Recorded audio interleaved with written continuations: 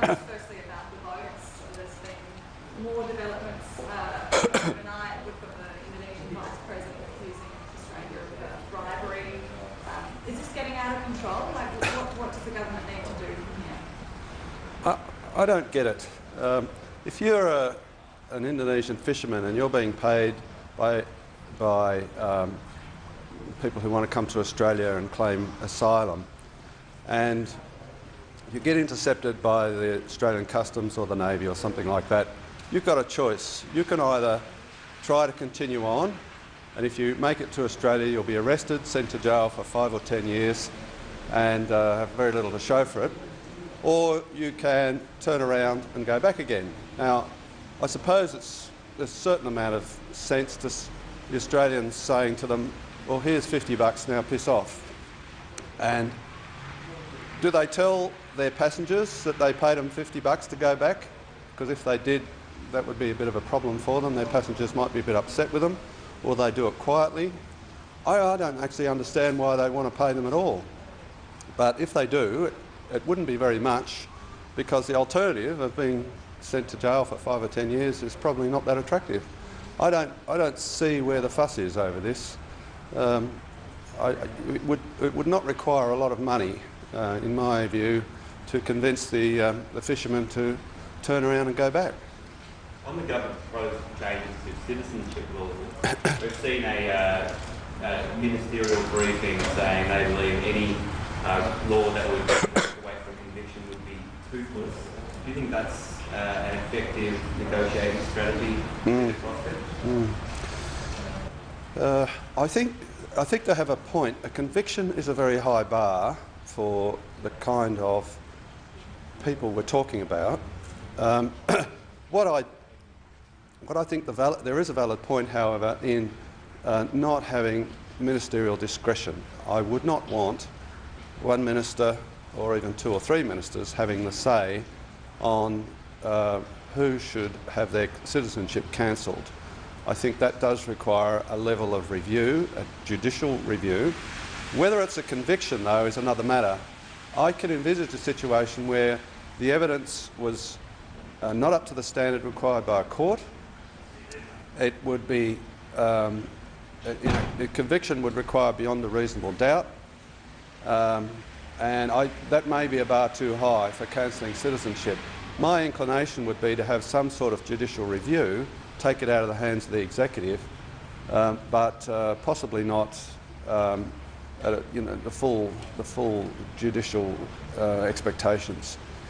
In America, they do have a judicial-based system for this sort of thing.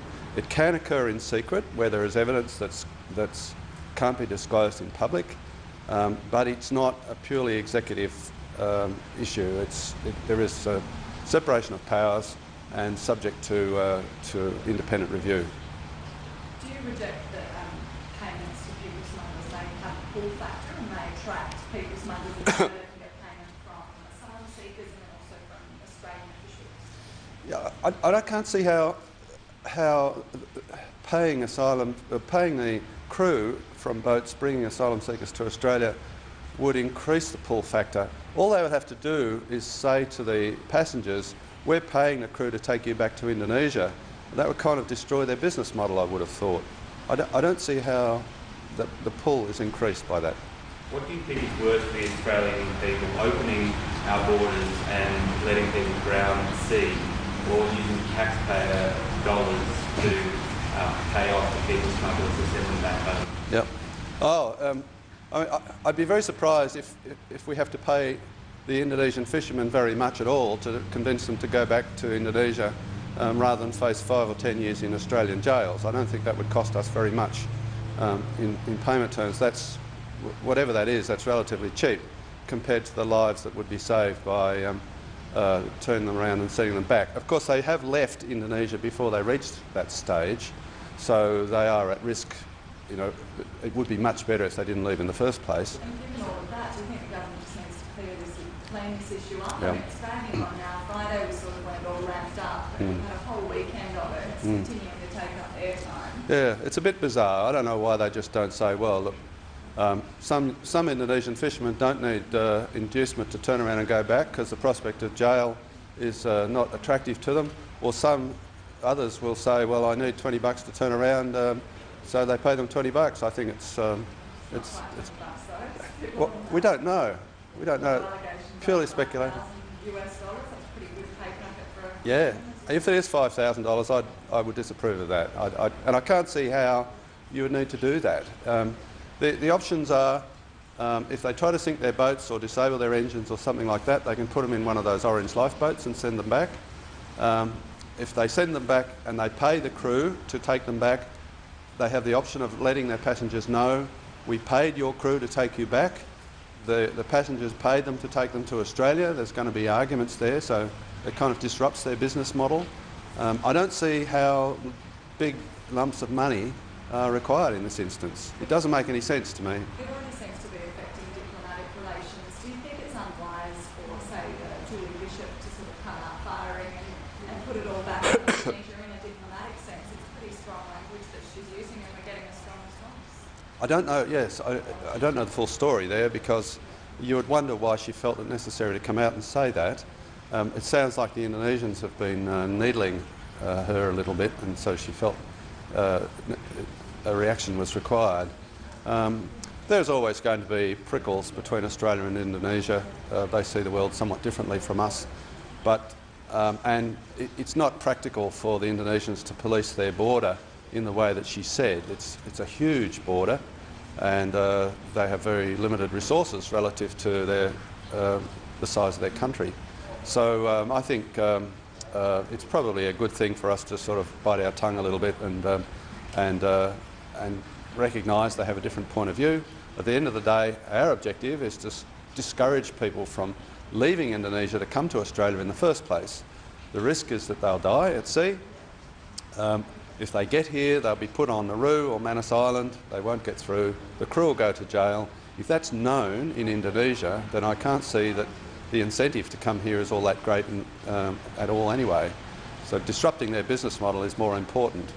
I don't see how paying the crew to go back to take their passengers back to Indonesia is a big factor in all of that. It doesn't make any sense to me.